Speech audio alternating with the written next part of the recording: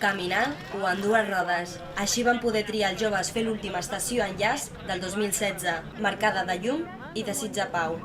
La trobada va començar a la parròquia de la Mare de Déu de Betlem amb una pregària.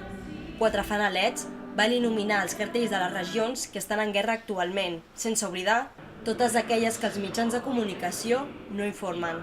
És a dir, que Jesús és present per a tots nosaltres.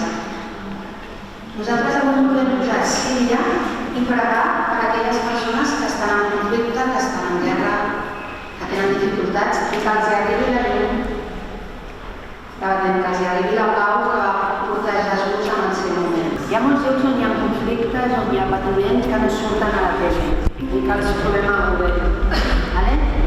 Hem volgut representar d'aquesta manera aquests llocs que no coneixem, però on hi ha gent que necessita llum, que necessita pau, que necessita Jesús. Després de pregar per la pau en el món, els joves van encendre petites espelmes i van caminar i rodar pels carrers de Barcelona portant la llum de Betlem. El missatge era que Jesús, amb la seva llum, posi pau allà on hi ha guerra. Un cop es van retrobar tots a la plaça Sant Jaume, van compartir aquest missatge de pau i aquesta llum amb la resta de gent.